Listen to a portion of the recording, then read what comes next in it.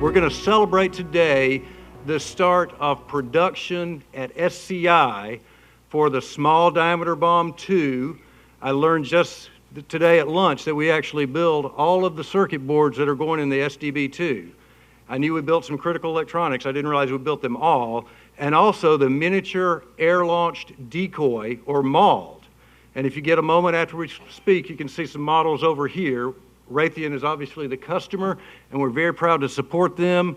As we look around today, and it's kind of amazing what was originally today going to be a small lunch in a corner of the cafeteria has turned into this today. So I think Raytheon can probably thank me for that offense, and you guys get to thank me for that too, but at least some of you got a good lunch. So we are excited to be a part of Raytheon's important programs going forward, and appreciate all the guests coming out. You're going to get to hear from some of those today. For those of you that maybe not have made it this far down the parkway, a lot of exciting things go on in Huntsville besides on the Arsenal. I like to say it's a tee shot from here, or maybe in the research park, but down here by the river, a lot of good things go on. So I appreciate you coming today. I want to thank the Air Force also for fielding these important programs and ensuring that we're protecting the warfighter in every situation, and we always have that combat overmatch. Certainly want to thank Raytheon, their place at the very top of the defense industry. We appreciate that. We're proud to have our logo next to yours today, and certainly for what you do in support of the country. It's a very proud moment for SCI to be able to stand here in front of Raytheon today, so thank you for that. Got a lot on the SCI team that was responsible going back several months at the front end of this program, where a lot of people put in a lot of effort, a lot of travel, convincing Raytheon that, quite frankly, we were up to the task to build this for them and to build it for the Air Force. And so thank you for all of that effort. And then that was rapidly followed by the long hours, travel, weekends that the team had to put in to make sure that we were indeed getting going. And so the culmination of that is today, we're starting production. I heard this morning from the team that we actually shipped our first six payloads on the MALD program today. So that was a good milestone. It was actually perfect timing for today's events. And the SCI team, you guys get it. You're going to be working on this program every day for hopefully many years, other Raytheon programs. And so I'm really pleased that you got to spend the time at lunch today, hear the executives from Raytheon, and see what the system does.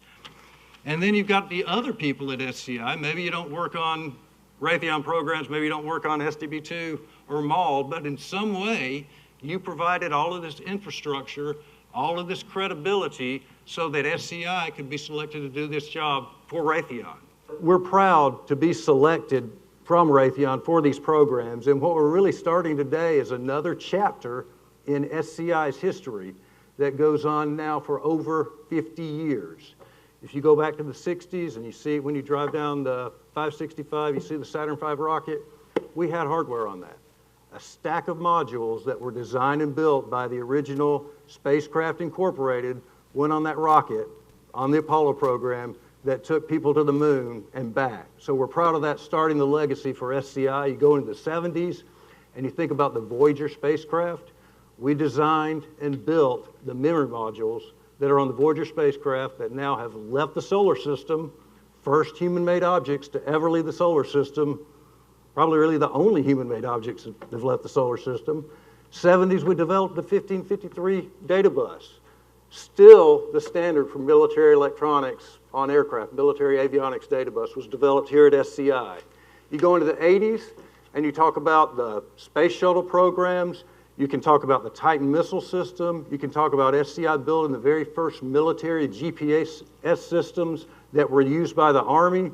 You go further into the 80s and 90s, you talk about aircraft programs, be it a fixed wing or a rotary wing, instrumentation, data concentrators, data bus couplers, intercommunication systems, blankers, processors, you name it, and SCI designed, manufactured, and support those systems for many years in the 80s, the 90s, 2000s, and today. You come into the 2000s and we developed intercommunication systems that go on TOCs, missile command and control shelters, tactical vehicles, combat vehicles, wheeled and tracked. Thousands of our systems that we designed, build, and still build today out on the floor are supporting those programs. Further in the 2000s, radiation detection and monitoring equipment, developed here, will be in production soon, and then you come to today and you've got the SDB II and the MALD, and we're excited to be a part of that. We're ready to start shipping more hardware. So I know you could listen to me drone on, but I want to introduce some other important guests to speak. First, we're very excited to hear from Mr. O'Brien. He's director of the Small Diameter Bomb 2 program at Raytheon. He started his career in industry at Texas Instruments. He had several roles there, and he got his Six Sigma Black Belt at Texas Instruments. He's also received the Raytheon CEO Program Leadership Award. He got his BS in Computer Science from the United States Military Academy at West Point. Got a little Navy thing going on here. See it on the field, right? John served many years in the United States Army. He was a field artillery officer in the 25th ID. So please welcome John O'Brien. Congratulations on an awesome facility, an awesome workforce. There is no question that you all are up for the task for everything that we can put in your direction. Is clearly you've got a well-laid plan here, and it's just awesome to see firsthand. Somebody, tongue-in-cheek, asked me today, he said, I haven't seen you here before. Why is that? I said, well, I heard SCI has their stuff together. I don't have to be here. And you know what? It's true. You guys are awesome. Very, very professional, top to bottom. So why are we here today? Well, one of the first reasons why we're here is because Raytheon had a challenge. We had at least two programs, one in the middle of production and one that was just completing engineering and manufacturing development, moving into qualification. And we had a supplier partner that decided to close up shop for business reasons. And we were in a bad spot. We went out for a very thorough and exhaustive evaluation of available partners. And you know what? Although you do business with Raytheon, we had very limited exposure to SCI at Raytheon Missile Systems in Tucson. Boy, were we surprised in a positive way. You guys did outstanding in the competition. Ultimately, you were selected, and it was based upon past performance, quality, on-time deliveries, cost, all of those things packaged together. So good for you for everything that you've done over these years to even get you to that point. The second reason why we're here, both, and as exemplified both with MALD and SDB II, is we are in challenging times now. We have resources that are constrained. We have customers and uniformed military services who are trying to do more with less. That's just the way of the world today. We too have to find ways to do that. And that's where you also fit in. You have such a large operation. You know what you're doing. You take advantage of your size and your volume for the best efficiencies and the best pricing. So that ultimately drives to the best efficiency when we, Raytheon, as the prime contractor, are doing design to cost types of things to try to drive down costs. MALD is delivering weapon systems where Lot 7 is going to cost less than Lot 6, and Lot 8 is going to cost less than Lot 7. And that's just the way of doing business. Small diameter bomb, we signed up for 5 lots of production with cost reductions year after year, because that's the necessary way of doing business these days. And we're exceeding those goals based upon strong relationships with our partners like SCI. And the third reason I'd say that we're here, and it's been brought up in the past, one of the first days that I joined work at Texas Instruments, I remember going down a very long hallway there.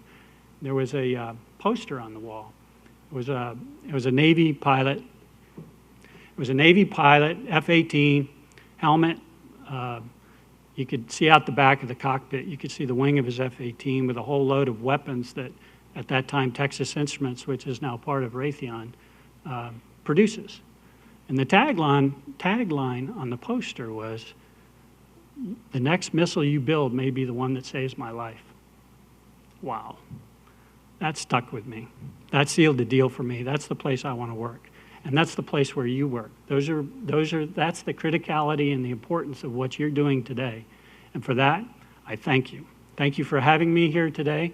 And on behalf of Raytheon Missile Systems, congratulations. You know, if you go out to the floor, you'll see an area that for the past 10 or 15 years has been working on a program that's now sunsetting. Well, in the past few weeks and months, that area has changed dramatically. We've brought in equipment, we've brought in benches, we've had security all over the floor to build fences and areas where we can do the classified test. And now Raytheon was out there, I believe, right after lunchtime, and hopefully we'll have some chance to walk around later, and you can see the metamorphosis of that area in this highly configurable factory to be able to build now this hardware for Raytheon and the Air Force. And so I'd like now to introduce, it's a real pleasure, sir, to introduce the Honorable Mayor Battle, Mayor of the City of Huntsville. He's dedicated to creating jobs and diversifying Huntsville's economic base.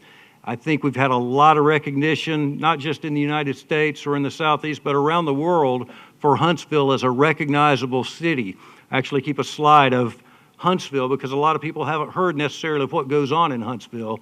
And the slide tells them all of the awards the city has received and all the things that go on here. So it's an honor to have you here today. The mayor was elected to his second term in November of 2012 after receiving 81% of the vote.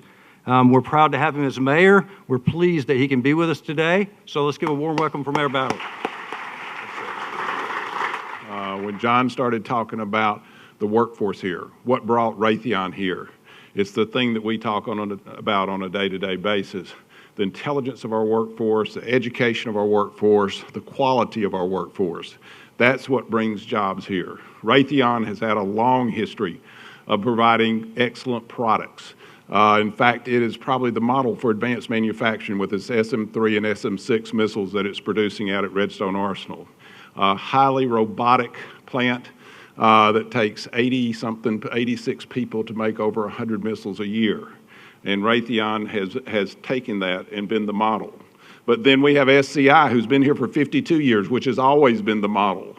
SCI has produced products year after year for 52 years that has made a difference and has had some of the best quality that can be found anywhere in the world. And I love seeing two champions join together. Raytheon and SCI are two companies that take our community and make our community a better place. It gives us a competitive edge that we compete worldwide, and we as a community have to compete worldwide. We don't compete with places in the United States. We compete worldwide on that worldwide basis on making sure that we continue to produce the quality products that are on the cutting edge of technology. You're on that cutting edge of technology. Congratulations to you. Thank you to the SCI team who went out and convinced Raytheon that we could do this job, because this community can do anything. We can take a man to the moon. The sky is never the limit. Thank you for coming out today, and congratulations.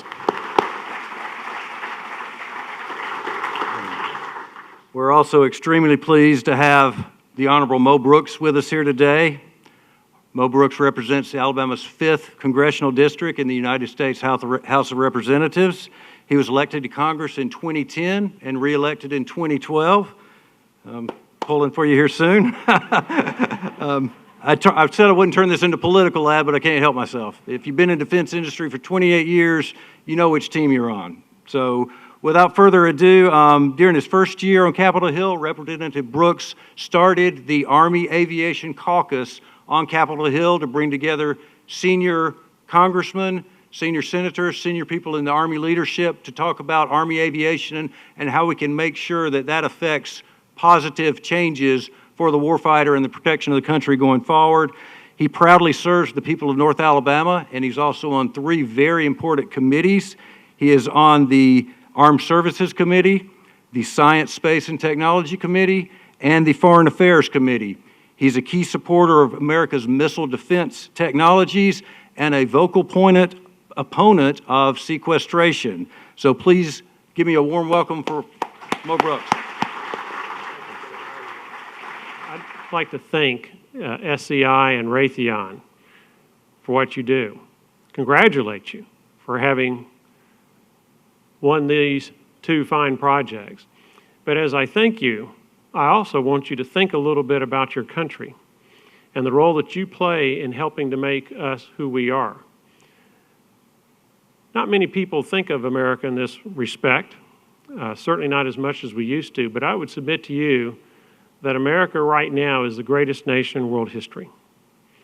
And we've held that stature for 7 decades. You think about our economy, we're the world's largest. You think about our freedoms, nobody can boast more. You think about our security, as good as it gets. You think about our military capabilities, no one is even a close second. Raytheon and SCI have played a significant role in allowing us to be who we are today. But when I say 7 decades, that means we have to go back a little bit. Digress a little over 7 decades ago, and we were in World War II. And it was the United States of America, predominantly, that defeated imperialist Japan with the atrocities associated therewith in Korea, the Philippines, China, Nanking. At the same time, it was the United States of America that was instrumental in the defeat of fascist Italy, of Nazi Germany, and the atrocities associated in particular with what the Nazis did with the Holocaust. We did that. Over the next 4 decades, it was the United States of America that defeated the Soviet Union without once going head-to-head with them. And we did so because of a lot of what this community does, quite frankly.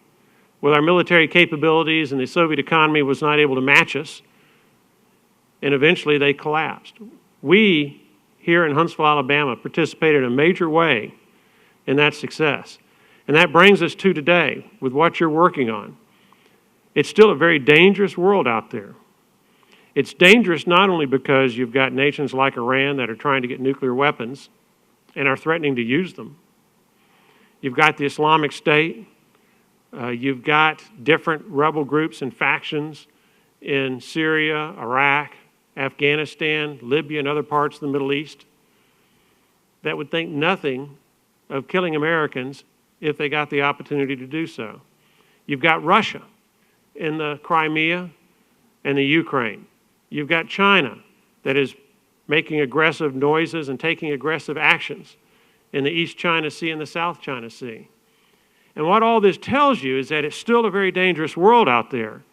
And that's why we, our country, need you to continue to excel as you have done so well so many times in the past when called upon by our country.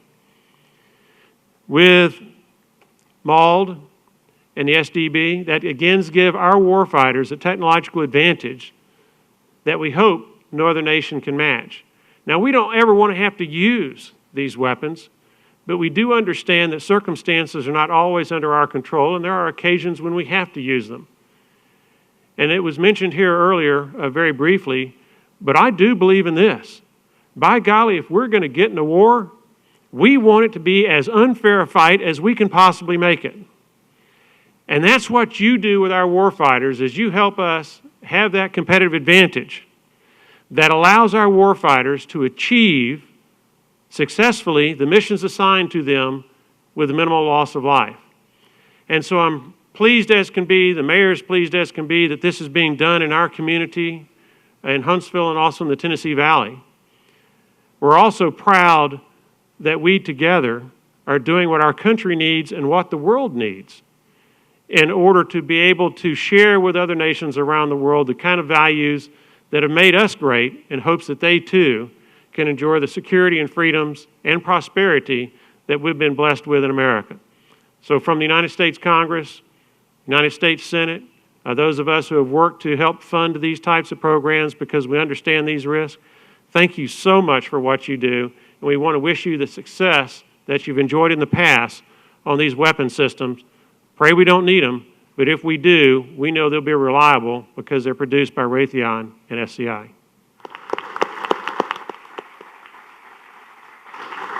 That is designed in the United States, manufactured in the United States, supported in the United States to protect the United States. And so we're very proud to be a part of Raytheon's team on that. We know you can count on us. I'm sure that we're up for the job, and we look forward to more events like this in the future as we're celebrating the 1,000th or 2,000th system that's gone out the door. So thank you for your attendance today, and we appreciate it.